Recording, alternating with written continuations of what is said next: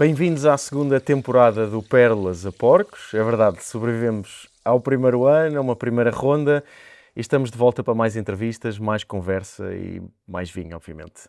O tempo passou, mas continuo a ter muito que aprender e por isso, como seria de esperar, aqui as pérolas são os nossos convidados e o porco, pronto, o porco continua a ser eu. Começamos a segunda temporada com algo um bocadinho diferente, porque se é na vinha que se faz o vinho, é à mesa que a visão do produtor ganha vida. E isso pode depender de muita coisa. Pode depender do momento, de quem temos connosco, do prato ou dos pratos que lhe fazem companhia. E por isso, a minha primeira convidada desta nova temporada é a Nádia Desidério, que é só a sommelier de um dos melhores, se não mesmo o melhor restaurante português. Nádia, obrigado por aceitares este convite. Muito bem-vinda. Começo por uma pergunta deixada pela nossa última convidada. Os produtores de vinho devem fazer o vinho que acham que devem fazer ou vinho a pensar no mercado, em sítios como o Belcanto? Primeiro de tudo, muito obrigada pelo convite, e por me contabilizar e poder abrir esta sessão depois de tantos produtores que já convidou. Eu acredito que os produtores devem fazer o vinho que eles querem fazer. Acho que acompanhar o mercado é sem dúvida importante e ter noção das tendências, mas eu acho que cada produtor deve ter a sua autenticidade, porque se forem só atrás do mercado ou daquilo que possa estar na moda, assim por dizer, podem perder a sua identidade. Por isso, acredito que é importante fazerem aquilo que eles acreditam e que acham certo. Pois, depois as duas coisas acabam por se complementar, não é? Sim, sem dúvida. Nádia, tu estás aqui desde 2014. Como é que foi o percurso até te tornares sommelier e diretora aqui do Belcanto? Eu entrei no Belcanto num estágio, depois de uma licenciatura em gestão hoteleira e, na verdade, eu sempre tive a ambição de continuar a estudar e não sabia bem ao certo, dentro da gestão hoteleira, o que é que queria fazer. E depois desse estágio, o chefe José Vilés convidou-me para trabalhar cá, na altura como empregada de mesa, e na verdade sinto que tem sido um percurso muito bonito, de muita evolução e crescimento.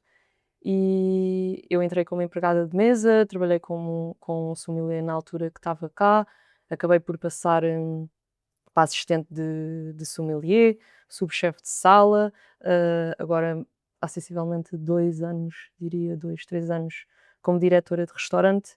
E a verdade é que eu sinto que na minha geração já não é tão normal ou natural estar 11 anos a trabalhar num sítio, Hum. e que é uma coisa que às vezes as pessoas ficam assim um bocado em choque, porque sentem que ganhar experiência em diversos lugares acaba sempre por acrescentar e dar valor à nossa experiência profissional. Mas eu trabalhando com um chefe que também, como ele diz, é inconformista por natureza, nós sentimos-nos numa constante evolução e crescimento todos os dias, porque ele puxa por nós também nesse sentido. Então estamos sempre em evolução, como por exemplo hoje estamos aqui no Encanto a fazer a entrevista que era o antigo Belcanto, passámos para um espaço maior, temos evoluído dentro da carta de vinhos, a empresa também tem crescido muito. Sinto-me feliz também por a empresa ter sempre apostado em mim desde muito nova e por ter feito essa progressão cá dentro, mas é um bocado por aí. E quando começaste, o vinho já era um interesse, uma paixão ou foi algo que foi surgindo com o tempo? Na verdade foi algo que foi surgindo com o tempo e eu sentia muito que a sala era o elo de ligação, o fio condutor, entre a cozinha e o cliente, e eu senti que o vinho era ainda mais, era esse fio condutor, mas poder fazer a ligação ao prato, a parte de trabalhar harmonizações ou até a sugestão partir do próprio sommelier e poder ser um trabalho mais pessoal, porque a verdade é que a cozinha acaba sempre por ter grande destaque nos restaurantes fine dining, e eu senti que ver um trabalho de um sommelier a ter esse impacto à mesa, que era uma coisa que acabou por me abrir os olhos e despertar essa paixão, mas eu não tinha nada ligado à família, ou era algo que eu nem sequer pensava, ou quando eu tirei gestão hoteleira pensava muito na posição de chefe de sala, ou sei lá, diretora de F&B, se calhar na altura se fosse para um hotel, e ser sommelier é algo que nunca me passou pela cabeça até entrar no Belcanto, na Mas verdade. depois ganhaste o bichinho Sim. e já não conseguiste, e já não conseguiste parar. Ahm, como é que, aqui no Belcanto, como é que funciona o processo de seleção de um vinho, quer para a carta, quer depois para o serviço de harmonização? Nós temos sempre, na questão das harmonizações, temos sempre muito em conta o prato e principalmente ingrediente principal. Nós não somos fundamentalistas dentro do que é a nossa carta de vinhos. Reconhecemos que podemos ter pequenos produtores ou ter também grandes casas, cada um com a sua história e a sua identidade, mas principalmente nas harmonizações sentimos que, por exemplo, temos 3 harmonizações diferentes, mas no nosso pairing standard nós damos muito foco ao vinho português e escolhemos muito mostrar castas autóctones de cada região, porque também como o nosso cliente é maioritariamente estrangeiro, eu diria 80, 90% do nosso cliente é estrangeiro, sentimos esta parte de que Portugal tem uma história para contar e tem muitos vinhos incríveis para nós mostrarmos e para acompanhar os nossos pratos. E então esses vinhos com sentido de lugar, com a identidade, de poder mostrar as castas autóctones, as diferentes regiões do país, sentimos que é um trabalho importante, principalmente nas harmonizações. Tentamos mesmo até nem repetir regiões, poder ir atrás dos montes, Douro, Bairrada, Dão, Alentejo, Lisboa, e sentimos que isso é um trabalho muito importante. Obviamente que a carta também é composta 70% vinhos, portugueses e 30% estrangeiros, e claro que a representatividade de vinhos estrangeiros é muito importante no fine dining em restaurantes deste nível, mas sentimos mesmo que é importante dar a conhecer os vinhos portugueses e mesmo a cozinha do chefe também aposta muito nisso, é uma cozinha portuguesa contemporânea, assim por dizer, e o chefe acredita muito na Portugalidade, isso também tem que se refletir depois nos vinhos que nós apresentamos. E foste, por exemplo, no teu caso, hum, foste tu que desenhaste a carta ou foste tu que desenhaste uma parte da carta ou escolheste muitos dos vinhos que estão presentes neste momento? Neste momento, sim, apesar de que tenho que dizer que foi um trabalho contínuo, porque como tive aqui um sommelier ao início quando entrei no meu estágio, e depois teve mais tarde outro sommelier, tive o Rodolfo Tristão, e há um trabalho feito também por eles, de vinhos que já existiam e que continuam a existir, mas claro que depois eu também fui moldando um bocado à minha imagem e hoje em dia posso dizer que já a grande parte da carta de vinhos acaba por ser um trabalho meu e também da minha equipa, porque eu tenho, mais 3 sommeliers Hum. comigo na equipa e acaba por ser um trabalho conjunto, tanto na carta como nas harmonizações. Esse vosso cunho pessoal, digamos, se o pudesses definir, o que é que as pessoas que vêm ao Belcanto podem esperar, dos vinhos que tu e a tua equipa escolheram? Além de ser, pronto, obviamente, do foco nos vinhos portugueses. Sim, acho que é isso, acho que é algumas exclusividades, anos mais emblemáticos, vinhos com sentido de lugar, que dão importância ao terroir, que são vinhos com uma identidade própria. É importante também não ter vinhos que se encontra em prateleira de supermercado, e acaba por ser um bocado por aí. Mas como eu disse ainda há pouco, claro que também há grandes casas que acabam por estar representadas dentro da carta, mas acho que o foco é poder dar a maior exclusividade possível, porque também é por isso que as pessoas visitam Uhum. os fine dinings. E vocês têm quantos vinhos ao todo na carta? Neste momento acho que são 480. E sabes todos de cor? Não, se eu fosse dizê-los agora todos não, mas se eu pensar na carta assim no geral consigo Eh, chegar lá. há uma região que sobressai? Ou Ah, regiões? neste momento é assim, se calhar acaba por ter maior destaque, se calhar uma bairrada e um dão nos brancos, ou acaba, por exemplo, nos tintos, o Douro acaba por ter também uma presença muito forte. Claro que temos Borgonha, temos Barolo, alguns vinhos da Alsácia. Se calhar o Tejo não tem muita Hum. representatividade, porque também não tem assim tanta oferta como outras regiões, como o Alentejo. Por isso acaba por ser um bocadinho por Ok. aí. Falaste da bairrada e quando eu pedi para escolheres um vinho da vossa carta de que pudéssemos falar, tu escolheste o Nossa Calcário da Filipa Pato. Pronto, este é um vinho que vocês têm em carta, um branco, neste caso é de 2023, Bical. Porque é que, bem, se calhar enquanto vamos abrindo e vamos pondo no copo para irmos provando, mas porque é que escolheste este vinho? A Filipa Pato, na verdade, tem estado aqui na carta desde que eu me lembro, desde aí, como eu estava a dizer, apesar de ser uma produtora que eu gosto muito, é uma produtora que já existia antes de eu meter vinhos na carta, mas acho que a Filipa tem feito um trabalho incrível. Ela abandonou desde cedo o uso de herbicidas para promover a saúde do solo e promover também biodiversidade na vinha. Também tenho ganho um contacto cada vez maior com ela ao longo do tempo. Ainda agora ela nos mandou esta semana 3 leitões para para nós comermos, que ela tem usado na vinha. E na altura o Vasco tinha-me perguntado sobre, por exemplo, se tinha alguma história engraçada ligada ao vinho. Eu pessoalmente não tenho nenhuma história engraçada, mas a Filipa contou-me uma história que eu só soube recentemente, que o vinho é o Nossa Calcário e eu achava que o vinho chamava-se Nossa Calcário por ser um projeto nosso, porque é um projeto entre a Filipa e o William. Mas na verdade ela contou-me que o vinho se chama Nossa porque em 2006 ela fez uma viagem ao Brasil com o William, ainda como amigos, e foi ao Dom do Alex Atala apresentar os vinhos dela. E o William ainda não falava muito bem português na altura, e os jornalistas diziam muito "nossa", e o William achou muita graça à expressão e ao carinho com que os brasileiros estavam a acolher os vinhos e achava que era uma palavra muito emotiva, que mostrava muito positivismo, vá, em relação aos vinhos. E depois, quando eles voltaram, eles compraram uma vinha de Bical em Oeiras do Bairro e foi aí que iniciou o nome Nossa Calcário. Que giro. É de facto assim um nome curioso.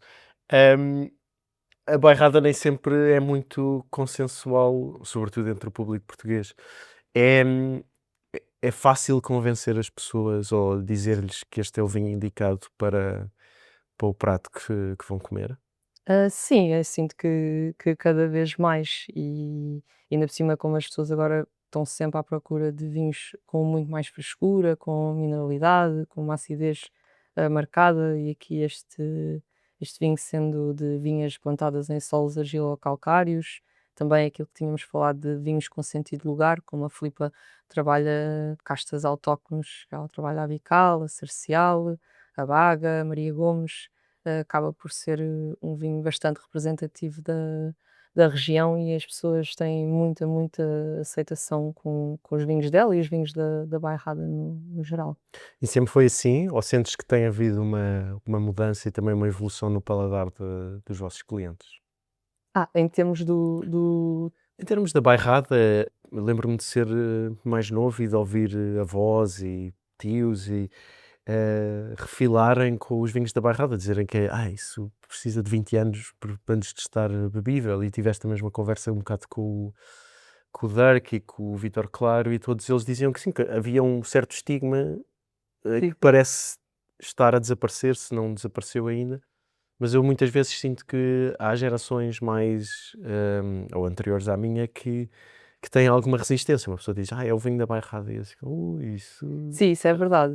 De gerações mais antigas, sem dúvida, já recebi esse feedback, mas mais de cliente português, sem dúvida, e mais direcionado aos tintos, porque havia muitos vinhos de casta baga que precisavam de 10 a 8 anos para envelhecerem em garrafa para estarem prontos a beber, mas agora também com novos métodos de vinificação e menos extração e bagas mais ligeiros e mais leves, acabam por estarem muito mais prontos. Mas sim, sem dúvida que havia essa resistência, mas se calhar em gerações mais jovens já não têm essa resistência, porque também não tinham essa experiência anterior de terem esses bagas mais carregados. Mas e vocês também, como tu dizias, têm muitos clientes estrangeiros, Sim, portanto, se calhar também há uma abertura maior para exato. experimentar vinhos locais. Ou é ao contrário, preferem vinhos de França, de Itália? Não, eles vêm mesmo à procura de vinhos mais locais, a não ser que haja uma coisa mesmo muito direcionada, ou um grande nome da Borgonha, Uhum. como um Rolô ou um Leflaive, que eles sabem para aquilo que vem e não vale a pena estar a sugerir nada, mas, quando querem ficar nas nossas mãos, vêm sempre muito mais à procura de vinhos locais, porque até não têm acesso a isso Pois, fora de Portugal e conhecem muito pouco. E engraçado. acabamos por ter essa liberdade, por isso é é importante também dar a conhecer os vinhos certos. Nós estamos só para quem nos está a ouvir, nós estamos a ver o nosso Calcário, é um Bical branco de 2023. Como a Nádia disse, é um vinho de solos argilo-calcários. Estamos a falar de um vinho com 12% de álcool. Ahm, Como tu estavas a dizer, um vinho bastante fresco, vinho também com menos álcool, ou se calhar do que nós estaríamos habituados em Portugal. Achas que tem havido uma tendência para as pessoas quererem vinhos também assim mais leves, mais fáceis, se calhar de. Não que isto seja um vinho simples, é super complexo e com uma acidez incrível, mas assim, mas não é muito carregado, não é muito pesado. Achas que as Sim, pessoas estão mais viradas para este tipo de vinhos hoje em dia? acho. Acho que essa sem dúvida é a tendência, principalmente para gerações mais novas e a não ser que sejam, claro, os ditos geeks do vinho que têm abertura para beber muito mais coisas e se calhar têm outra forma e outra abordagem de olhar para os vinhos. Eu sinto que a tendência é beber vinhos mais leves, com mais frescura, com cada vez mais álcool e até podemos entrar por outro caminho que é as pessoas que estão de facto a beber cada vez menos álcool, que é uma coisa que assusta um bocado o setor do vinho. Nós, na verdade, até temos um pairing sem álcool, que é algo que já se vê muito nos países nórdicos já Uhum. há muito mais anos e que é uma coisa que está a começar agora. Por isso, sim, eu acho que a tendência vai sempre acabar por ser vinhos mais frescos, com menos extração, mais leves e que não tenham teores alcoólicos muito altos. Isto está neste momento na vossa carta para a harmonização? Temos vinho a copo e temos à garrafa também. Ok. Mas está feito o pairing com um prato específico? Chegou a estar quando nós tínhamos no menu de degustação com uma salada César, que era uma salada César de lavagante, tinha uma água de tomate e abacate e acabava por ser um prato com muita frescura, mesmo essa água de tomate era uma neve de tomate que trazia alguma salinidade e frescura ao prato, era um prato que brincava com alguns tipos de diferentes temperaturas. Nós continuamos com esse prato à carta, mas já não está No no menu menu de de degustação. degustação. Mas acaba por ser um vinho que podemos recomendar com esse prato, ou até se quiserem um vinho a copo para começar, também é um vinho que podemos, sugerir sem problema. Há alguma situação, pela conversa, a ideia que me dá é que hum, muitas das ideias surgem, ou muitos dos conceitos surgem na cozinha e que depois tu tentas arranjar o vinho que faça o pairing para isso. Eu, ultimamente tenho ouvido alguns sommeliers dizerem que já há cada vez mais situações em que os próprios sommeliers descobrem um vinho e que vão correr ao chefe e dizem: Temos que ter isto, preciso de um prato que combine com isto." Já te aconteceu uma situação desse género? Já houve algum prato que tenha começado com um vinho que tu tenhas identificado? Não, honestamente não. A cozinha tem estado sempre em primeiro lugar e eu acabo sempre por procurar muito mais o vinho para os pratos que são criados e definidos pelo chefe Avilés e pelos chefes de cozinha do Bel Canto, mas ainda não tive essa ousadia, mas vou tentar. Hum, eu pedi-te também, como peço a todos os nossos convidados, para escolheres um produtor de inspiração e, e tu antecipaste um bocado, porque a produtora de inspiração que tu escolheste é possivelmente alguém que eu gostava muito de ter no podcast, que é a Ana do Cortes de Cima. Eu desconfio que sei a resposta, mas tenho que perguntar na mesma, porque é que escolheste a Ana e o chaminé em particular, para esta parte da conversa? Pronto, a Ana é uma pessoa que eu conheço, mas conheci, estando no mundo dos vinhos e é uma pessoa que me que a minha é querida, mas a verdade é que já trabalhava cortes de cima antes da Ana, e eu acho que as pessoas até tinham algum estigma com alguns vinhos da cortes de cima, e efetivamente o Chaminé, que era um vinho que víamos em prateleira de supermercado, e de repente vemos expostos em fine dinings. E acho que a Ana é preciso compreender que há pessoas que acham que ela está a fazer uma revolução e que está a mudar tudo e que há pessoas que se calhar ficam chocadas e até mesmo dentro da região do Alentejo, mas acho que o trabalho da Ana é muito maior que isso. Ela quer continuar o legado daquilo que os pais fizeram. A marca Chaminé, penso que os pais dela começaram no início dos anos 90 e é uma marca que ela quer continuar, mesmo a marca Cortes de Cima, e ela só quer é elevar os vinhos para outro patamar, elevar a qualidade, mais foco também na sustentabilidade, diminuir a produção total de Hum. garrafas, mas sim um foco em vinhos melhores. E acho que ela tem feito um trabalho incrível. E na verdade, ela, ao manter nomes como o Chaminé, por exemplo, ela podia ter alterado o nome do rótulo, é porque ela, na verdade, quer mostrar uma mudança, mas ela quer que os clientes antigos de Cortes de Cima também acompanhem Hum. com carinho aquilo que ela tem vindo a fazer e a desenvolver. E ao mesmo tempo não romper completamente com o passado, não é? Claro, claro, ela tem mesmo um carinho enorme pelos pais e reconhece tudo aquilo que eles construíram, tudo aquilo que eles trabalharam para, até porque ela acompanhou isso de fora Uhum. enquanto filha e acho que é, na verdade, muito bonito aquilo que ela está a fazer. Sim, é um projeto que é super interessante. Ela andou a estudar, no fundo, os solos todos das vinhas que tem plantadas para perceber quais é que fazia sentido. É um tipo de investigação que, por exemplo, foi feita na Borgonha há séculos e séculos atrás e que nós Sim. só agora é que em Portugal começamos a pensar nas coisas dessa maneira e acaba por ser super interessante a ver estas pessoas novas a chegarem ao mundo dos vinhos com estas ideias.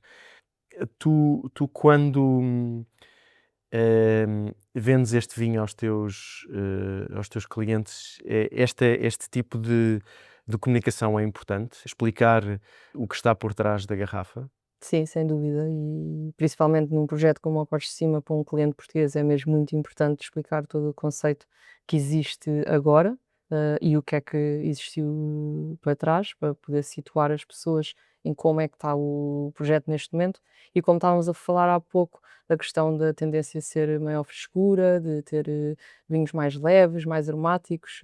Este chaminé, por exemplo, é tudo da Costa, é 100% inox, ela também escolhe castas mais Hum. aromáticas, como a Alvarinho, Moscatel, Sauvignon Blanc, e então eu acho que acaba por ser muito importante ter esta explicação e situar no que é um branco do Alentejo, que às vezes as pessoas estão à espera daqueles brancos mais pesados, com mais estrutura, muita madeira.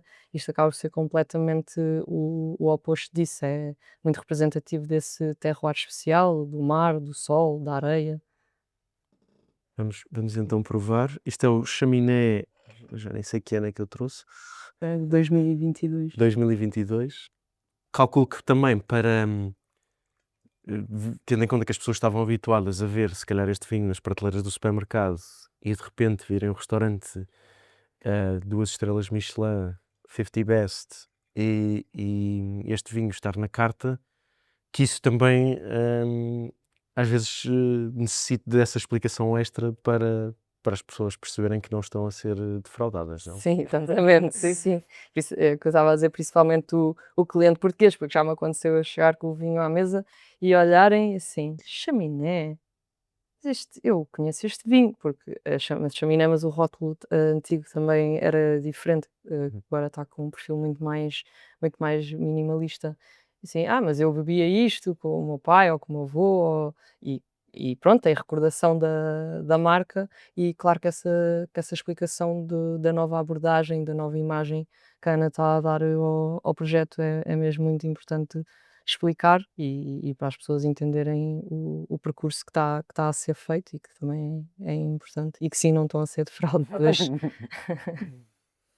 E é um vinho que tem muita saída no vosso restaurante?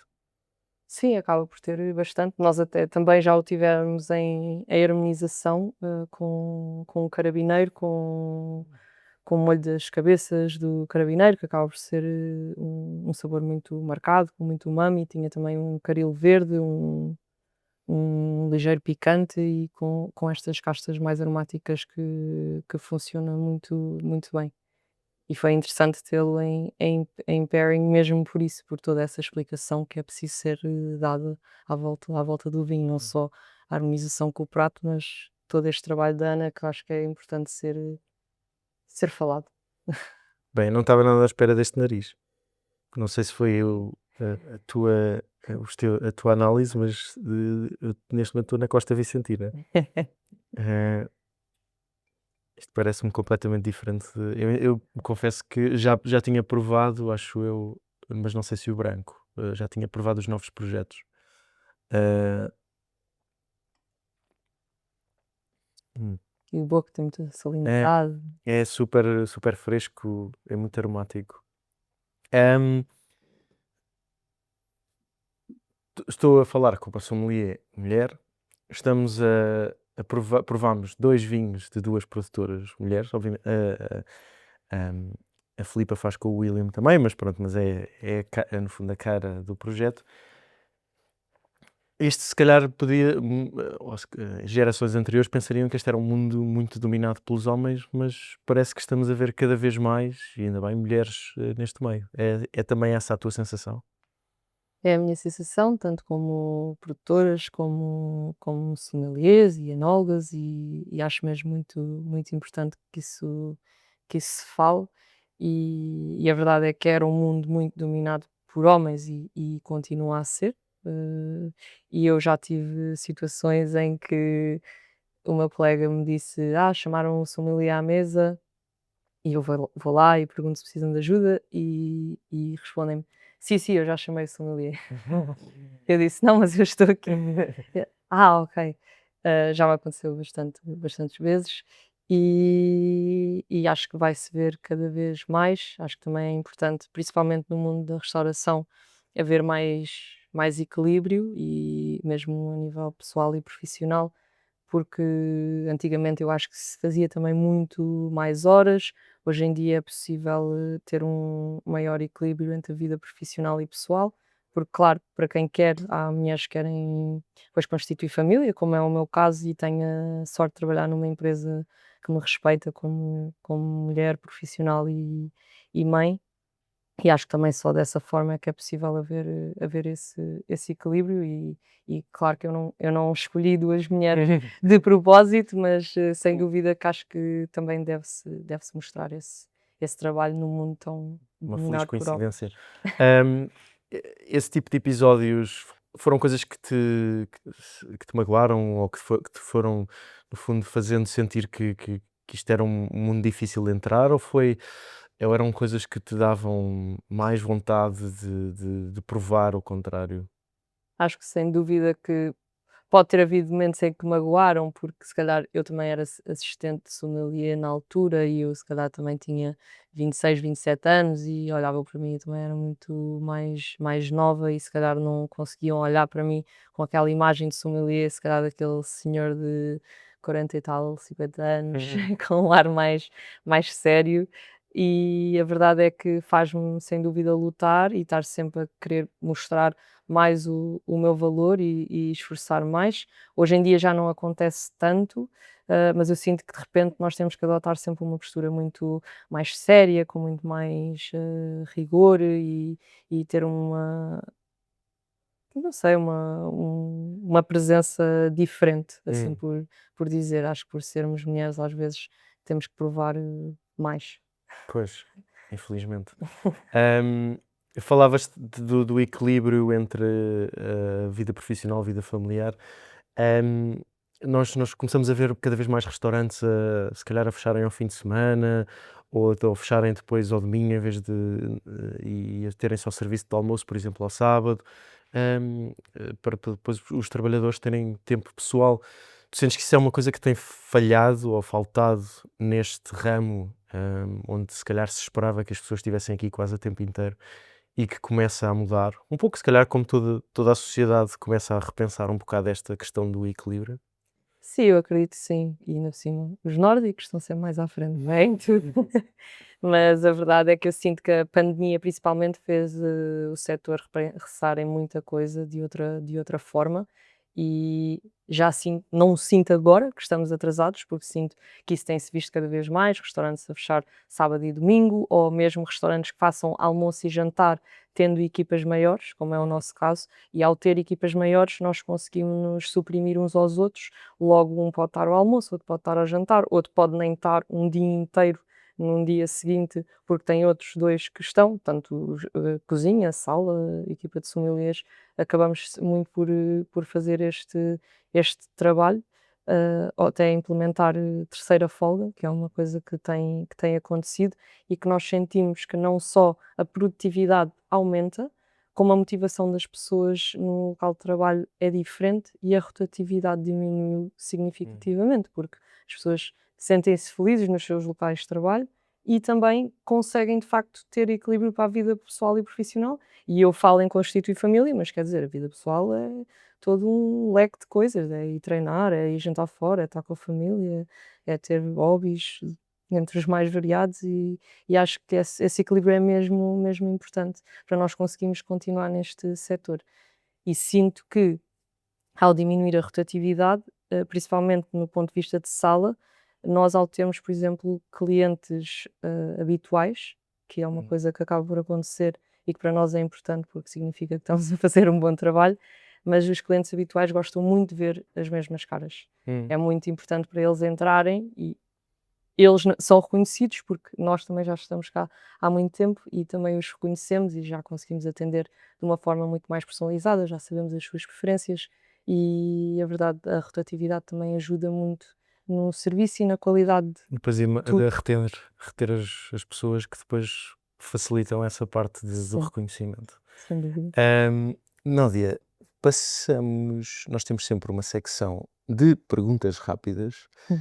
eu chamo-lhe o Rapid Fire Round, são perguntas muito simples, pensar, não é preciso pensar, embora muitas vezes os meus convidados percam, não é percam, mas ficam mais tempo a pensar nestas perguntas, mais focadas no vinho, e portanto, vamos começar. Casta favorita? Hum, esse é difícil.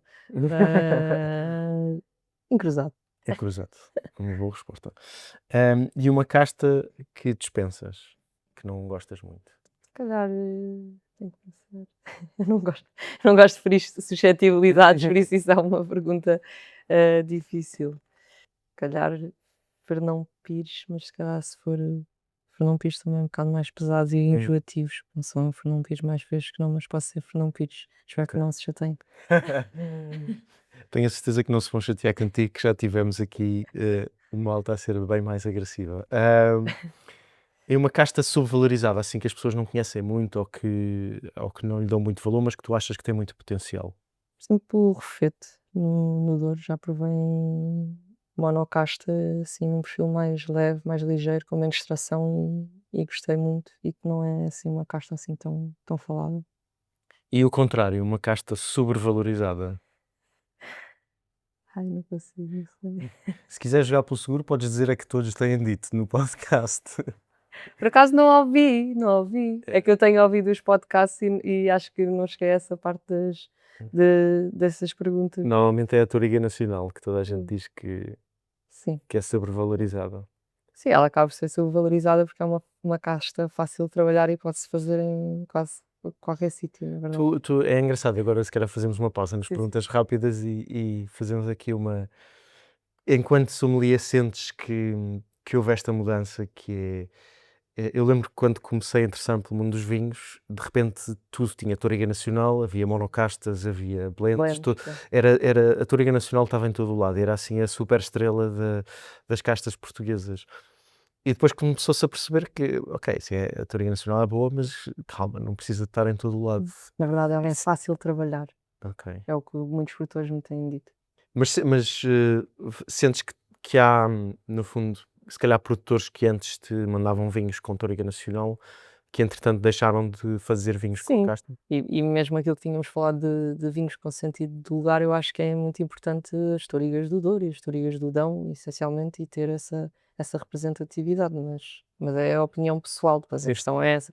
Falaste na Ana como uma inspiração a nível nacional. Há assim uma inspiração a nível internacional?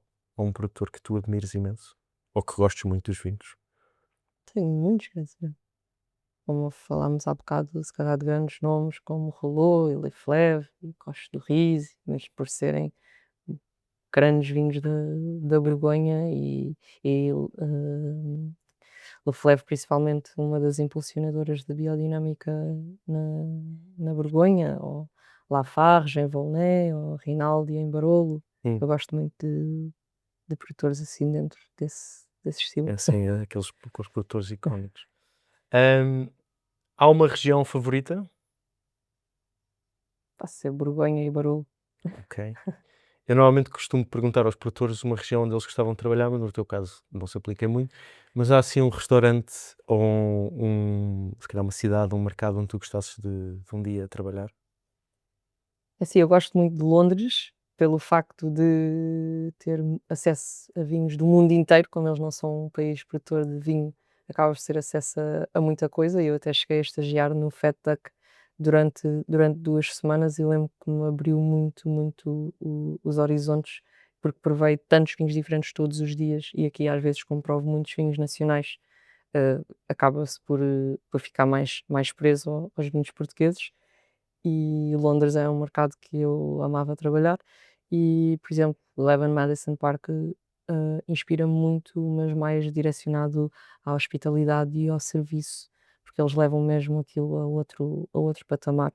Tem um livro muito interessante do Will Guidara que fala de serviço, um serviço extraordinário e oferecer ao cliente mais do que aquilo que eles estão à espera. E ele trabalhou no Eleven Madison Park quando tinha 26 anos, Hum. penso eu, e isso acaba por ser, inspiracional para mim. Hum. Esta é a pergunta que eu faço sempre aos produtores e que eles embicam sempre. Ou, enfim, alguns têm algumas respostas, mas que no teu caso é perfeita. Pairing favorito. Pairing favorito?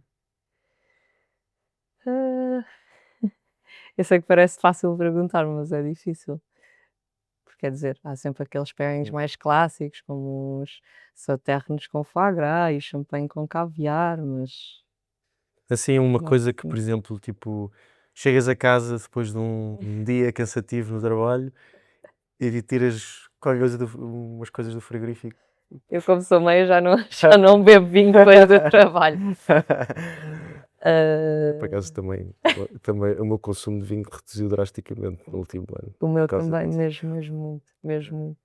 Ai, estou a tentar pensar Sim. em pairings e estava a vir tanta coisa à cabeça. Então, assim, o último que fizeste, a última, assim, combinação que te deixou assim, uau, isto de facto fica muito bem. É que eu estou a tentar pensar em refeições que eu tenho feito no passado e está-me só a vir à cabeça todos os vinhos que eu tenho, provado aqui no Belcanto a nível de harmonização, mas posso dizer se calhar o Leitão com o Viúva Gomes de 1967, que nós temos aqui o 100% Ramisco, que normalmente o Leitão Vai com a harmonizado pé. sempre com baga, não é? Sim, Mas fica mesmo incrível. ok. Vou sugerir isso ao Diogo. Melhor vinho que provaste recentemente? Assim, um daqueles que te deixou, uau, isto... Recentemente, o diminuir drasticamente o consumo de álcool não me tem ajudado nada. Vou só dizer kombucha, não, estou a brincar. Salon, champanhe Salon 2002. Ok. E provaste... Até porque provei pelo facto de ter vendido no restaurante, porque depois há vinhos que estão em patamares que nós não vamos comprar para ter em casa. Pois. Se calhar também. É também um dos privilégios deste trabalho que, no fundo, acabas por provar os vinhos que vais servir e tens assim acesso a essas coisas que se calhar em casa não, enfim, nós como os mortais Sim, não. sem dúvida, sem dúvida. E para quem gosta de estar no mundo dos vinhos e para quem quer ser sommelier, claro que gerir uma carta com quase 500 referências e ter acesso a produtores tão emblemáticos, acho que é um mundo. poder provar vinhos que os clientes pedem que nós não vamos conseguir comprar em casa. Eu não vou comprar Petrus e não vou comprar Coche do Rie, não vou comprar champanhe Salon. Posso comprar o Delamotte, que é o irmão mais novo do Salon, entre aspas. Mas sim, sem dúvida que é uma oportunidade. Quando serves um vinho, há coisas específicas que não gostas de ouvir os clientes dizer? Na verdade, não. E vou dizer porquê. Eu sei que pode parecer uma resposta politicamente correta, mas a verdade é que eu, ao longo dos 11 anos, aprendi muito a respeitar os clientes e, às vezes, na nossa profissão, é mesmo importante nós termos a noção que nem toda a gente tem as nossas vivências, a nossa cultura e que não consomem vinho como nós e que não estudam como nós e que, se calhar, querem descontraídamente beber um alvarinho e que, se calhar, acham que vinho verde é um tipo de vinho e que não é uma região e que nós podemos instruir sem dúvida, mas nós nunca devemos menosprezar o cliente e então eu não sinto que haja algo que o cliente me diga, a não ser que seja mal educado, eh, que me possa chatear, porque acho que estar em sala e estar no serviço de vinhos também é um trabalho de humildade Uhum. e nós temos que fazer as pessoas sentirem-se confortáveis, porque nós podemos receber clientes que viajaram o mundo inteiro e que já foram a todos os Michelins do mundo, mas podemos receber um cliente que está a chegar pela primeira vez, que poupou o dinheiro o ano inteiro para nos visitar e eu não posso ficar incomodada porque aquele cliente não tem know-how em vinho e acho que nós temos um trabalho importante de instruir essa pessoa se ela quiser e as organizações também servem muito para isso e que as pessoas aprendem muito connosco, mas nunca sentir um desdém vá Uhum. porque o cliente sabe ou não sabe, porque isso é tudo o que a hospitalidade não é. Claro. E no sentido inverso, para acabarmos numa nota mais positiva, coisas que gostas de ouvir quando serves um vinho? Gosto muito de ouvir o feedback dos pairings, gosto muito de ouvir, principalmente no fim, quando nós chegamos a um vinho de sobremesa e estamos a dizer: "Ah, pronto, é o último vinho que vai receber", e elogiarem o nosso trabalho, a nossa explicação, a nossa abordagem à mesa, e isso é uma coisa que nós gostamos muito de ouvir, de falarem bem do nosso trabalho e daquilo que estamos a fazer e a forma como cuidamos de quem se senta à nossa mesa. Se estivesses no meu lugar a falar com o próximo ou produtor ou sommelier, ou importador de vinhos, em princípio vai ser um produtor, mas no fundo vamos assumir que não sabemos. Que pergunta é que lhe fazias? Qual é que é o trabalho que eles vão fazer ou como é que eles vão se posicionar no mercado com esta luta contra o álcool que está Hum. a iniciar agora? É uma boa pergunta. Não sei se eles vão ter resposta, mas pronto. Nádia, muito obrigado, por me receberes e foi um prazer ter-te no podcast. Obrigada, muito obrigada.